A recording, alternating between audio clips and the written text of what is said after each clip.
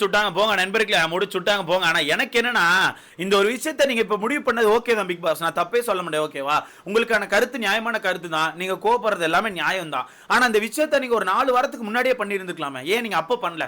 ஒரு 4-5 வாரத்துக்கு முன்னாடியே இந்த விஷயத்தை நீங்க எடுத்து ஒரு ஸ்டாண்ட் எடுத்து பயங்கரமா இந்த மாதிரி ஒரு ஸ்பீச் நீங்க கொடுத்திருந்தீங்கன்னா வீட்டுக்குள்ள இன்னும் கொஞ்சம் அந்த கேம்க்கான பேட்டர்ன் மாறி இருக்கும் நான் நினைக்கிறேன்ப்பா. பர்சனலா எனக்கு ஃபீல் ஆகுது. ஆனா எப்பவும் பார்த்தாலும் ஏன் முத்துக்குமரன், அது நல்லதோ கெட்டதோ எப்பவுமே முத்துக்குமரன் தான் ஏன்? ஆனா இதை வந்து நான் எப்படி எடுத்துக்கன்னு தெரியல. நான் ஒரு 2 வேளை இதை யோசிக்கிறேன். அது என்னன்னு சொல்லி ஃபுல்லா சொல்றேன். சார் நம்மள எதிர்பார்த்த மாதிரி பிக் பாஸ்க்கான 2வது ப்ரோமோ வந்திருக்கு. இந்த ப்ரோமோல பார்த்தா வீட்டுக்குள்ள கேப்டன்சி டாஸ்க் நடக்குது, ஓகேவா? கேப்டன்சி டாஸ்க் வச்சிருக்காங்க.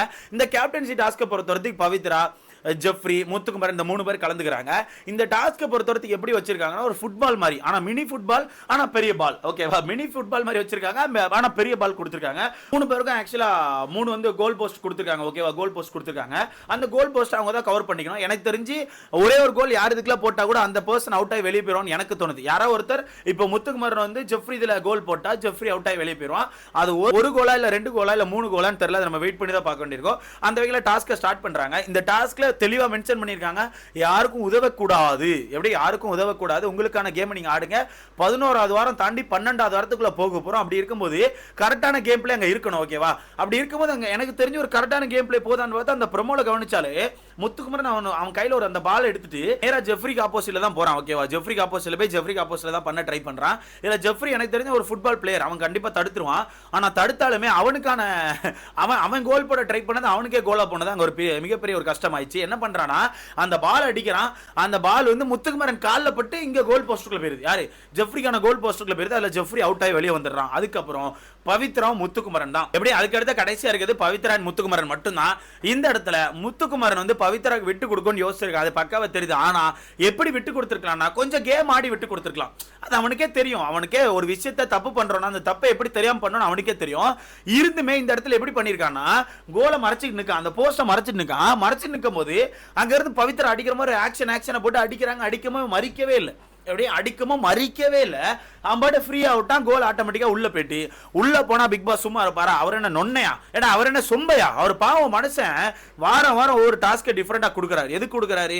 வீட்டுக்குள்ள கண்டென்ட் டிஃப்ரெண்டா வரும், கண்டிப்பா கேம் பிளே வித்தியாசமா எதிர்பார்க்கலாம், டீம்கள் கொஞ்சம் வித்தியாசமா மாறும் அப்படி சொல்லி தான் வாரம் வாரம் ஒவ்வொரு டாஸ்க்கை யோசிச்சு டிஃப்ரெண்டா கொடுத்துட்டு இருக்காங்க.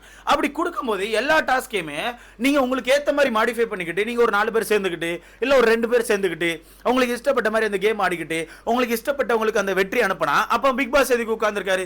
பிக் பாஸ் உங்களோட போராட்டத்தை எதிர்பார்த்து உட்கார்ந்திருக்காரா? இல்ல நீங்க யாரெல்லாம் குரூப்பா சேர்றீங்க, யாரெல்லாம் குரூப்பா சேர்ந்து எந்த டீம் அட்டாக் பண்றீங்கன்னு சொல்லி பாக்குறது உட்கார்ந்திருக்காரா? அப்ப அந்த மனுஷன் யோசிக்கிறதுல தப்பே கிடையாது. அப்ப மனுஷன் வெறுப்பாயிட்டாப்ல. வெறுப்பாய் ஒரே விஷயம் தான். அந்த வீட்டுக்குள்ள நான் பல முறைகள் சொல்லியிருக்கேன், கூட்டம் ஆடாதீங்க, குரூப் ஆடாதீங்க, இன்னொருத்தருக்கு உதவாதீங்க, உங்களுக்கான கேமை மட்டும் நீங்க ஆடுங்கன்னு சொல்லிட்டு பல நாட்கள் சொல்லியிருக்கேன். ஆனா நீங்க திருந்த மாதிரி தெரியல. அதனால இந்த கேப்டன்சி டாஸ்க்கை நான் ரத்து பண்றேன்னு சொல்லிட்டாரு, ஓகேவா? அப்ப நீங்க கேட்கலாம், அப்போ கேப்டன்சியே கிடையாது ப்ரோ, வரணும் அப்படி கிடையாது. கேப்டன்சி டாஸ்க் இருக்குது. திங்கக்கிழமை தான் இதுக்கப்புறம் நமக்கு வரும். எனக்கு தெரிஞ்சு ஞாயிற்றுக்கிழமை சூட்ல தான் ஆக்சுவலா எடுப்பாங்க. சோ திங்கக்கிழமை தான் நம்ம அதை பார்க்க முடியும். சோ மொத்தமா தள்ளி வச்சிட்டாங்க. சரி, இதை தள்ளி வச்சது மட்டும் இல்லாம பிக் பாஸ் என்ன பண்ணிட்டாருன்னா வரப்போற வாரங்கள்ல நாமினேஷன் ஃப்ரீ பாஸ் கிடையாதுன்னு சொல்லிட்டாரு, ஓகேவா? வரப்போற வாரங்கள்ல நாமினேஷன் ஃப்ரீ பாஸ் கிடையாதுன்னு சொல்லிட்டாரு. அந்த நாமினேஷன் ஃப்ரீ பாஸ் கிடையாதுன்னு சொன்னதுனால மட்டுமே முத்துக்குமரன் வந்து சுத்தமா உடையறான். ஏன்னா நாமினேஷன் ஃப்ரீ பாஸ் அப்படிங்கிறது ரொம்ப முக்கியமான ஒரு விஷயம். 2 வாரம் உங்களை காப்பாத்தி கூட்டு வந்துரும். 2 வாரம் இந்த வீட்டுக்குள்ள இருக்க போறீங்க, ஓகேவா? ஏன்னா ஃபினாலே வீக் வந்தாச்சு, இன்னும் 4 வாரங்கள் தான் இருக்கு. அந்த 4 வாரங்கள் இருக்கும்போது அந்த நாமினேஷன் ஃப்ரீ பாஸ் அப்படிங்கிறது உங்களுக்கு எனக்கு தெரிஞ்சு இந்த மொத்த சீசனே ஒரு பாதி கடலை கடக்க வைக்கிற மாதிரி இருக்கும். 4 வாரங்கள்ல 2 வாரம் நீங்க தப்பிச்சிருவீங்க. இப்போ இந்த வாரம் சேவ் ஆயிருவீங்க, இந்த வாரம் நாமினேஷன் காலி, அடுத்த வாரம் நாமினேஷன் வந்தா கூட அந்த வாரம் ஃபுல்லா நீங்க இருக்க போறீங்க. அப்படி இருக்கும்போது 2 வாரங்கள் இந்த வீட்டுக்குள்ள இருப்பீங்க. நான் பல நாட்கள் சொல்லிட்டு இருக்கேன், இந்த நாமினேஷன் ஃப்ரீ பாஸ் அப்படிங்கிறது உங்களை 1 வாரம் காப்பாத்தல, 2 வாரம் காப்பாத்துது, ஓகேவா? 2 வாரம் சம்பளம் உங்களுக்கு கிடைக்கும், 2 வாரம் உங்களுக்கான பெர்ஃபார்மன்ஸ் இந்த வீட்டுல காட்டலாம். அப்படி இருக்கும்போது எல்லாம் தெரிஞ்சும் இந்த முத்துக்குமரன் அவர்கள் ஏன் இந்த வேலையை பார்த்தாருங்கிறத எனக்கான ஒரு கருத்து, ஓகேவா? இதெல்லாம் அவருக்கான ஒரு வேலையை பார்த்துட்டாரு. அவர் பவித்ராக்கு போனா நல்லா இருக்கும், நம்ம ஆல்ரெடி கேப்டன் ஆயிருக்கோம், சரி பவித்ராக்கு போட்டு பவித்ரா ரொம்ப லோவா ஃபீல் பண்றாங்க, பவித்ரா கிடைச்சா நல்லா இருக்கும்னு சொல்லிட்டு முத்துக்குமரன் யோசிச்சிருக்கான். தப்பே கிடையாது, ஓகே? அவனுக்கான தாட்ஸ் நான் குறை சொல்றதுக்கு இல்ல. ஆனா கடைசி வாரங்கள் நெருங்கியாச்சு, இந்த இடத்துல விட்டு கொடுத்தா ஒரு தப்பாகி போச்சு. இதுல ஏன் பிக் பாஸ் இவ்வளவு கோபப்படுறாருன்னா, நான் நேத்து இந்த டாஸ்க் எண்ட் ஆகும்போது ஒரு விஷயம் சொல்லியிருந்தேன், பிக் பாஸ் கடுப்பாய் தான் அந்த டாஸ்க் எண்ட் பண்றாரு. ஏன்னா ரொம்ப குரூப்பா சேர்ந்து ஒரு டீம் அட்டாக் பண்றாங்க. அது மட்டும் இல்லாம கடைசியில் இந்த எல்லோ டீமுக்கும் நம்ம ப்ளூ டீமுக்கும் சண்டை விட்டு இருந்துக்கணும் பிக் பாஸ், ஆனா விடல. அதுக்கான ரீசன் என்ன? எப்படியும் சண்டை விட்டா நீ என்ன பண்ண போற? எல்லோ டீமுக்கு விட்டு கொடுக்க போற. அந்த கன்றாவியை நான் ஏன் பார்க்கணும்? நீ விட்டு கொடுக்குற, இப்போ விட்டு கொடுத்துட்டு போ. யார்கிட்ட பொம்மை அதிகமா இருக்கு? Yellow team. அப்ப எல்லோ டீம் வெற்றின்னு சொல்லி நான் சொல்லிட்டு போயிடுறேன். நீ அப்படி ஆடி அவங்க ஒரு சீனை கிரியேட் பண்ணி ஒன்று வெற்றி பெற வைக்க வேண்டாம்னு சொல்லி தான் கடுப்பாய் ஸ்டாப் பண்ணிருப்பாரு.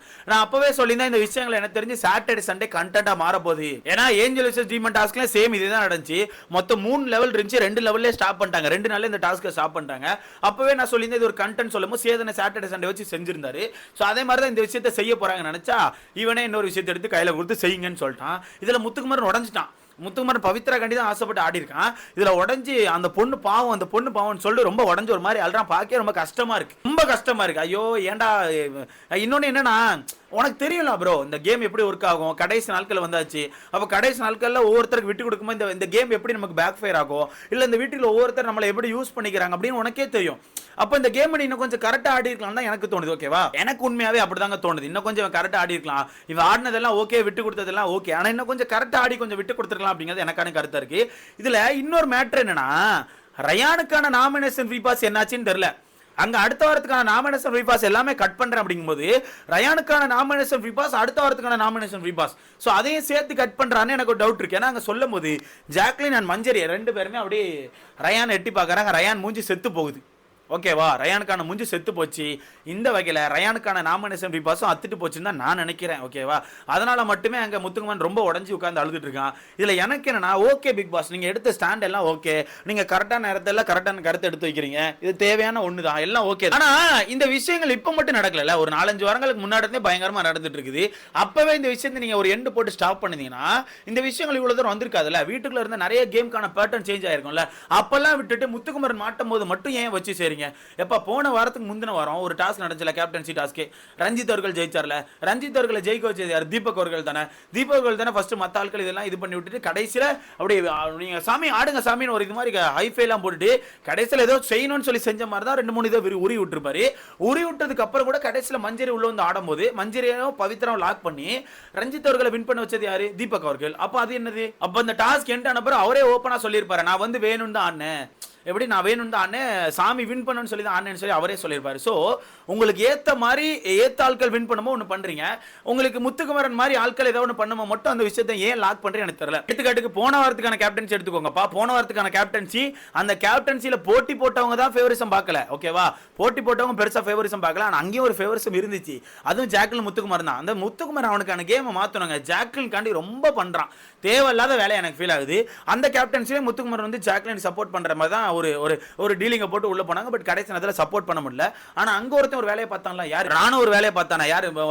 விஜய் விஷால் தான் வின் பண்ணணும்னு சொல்லிட்டு அங்க இருந்து இங்க வந்து விஜய் விஷால் வின் பண்ண வச்சிருப்பான்ல, அதுவும் ஒரு வகையில ஃபேவரிசம் மாதிரி தான் தெரியுது. ஆனா அது உங்களுக்கான பேட்டர்னா இருந்துச்சு.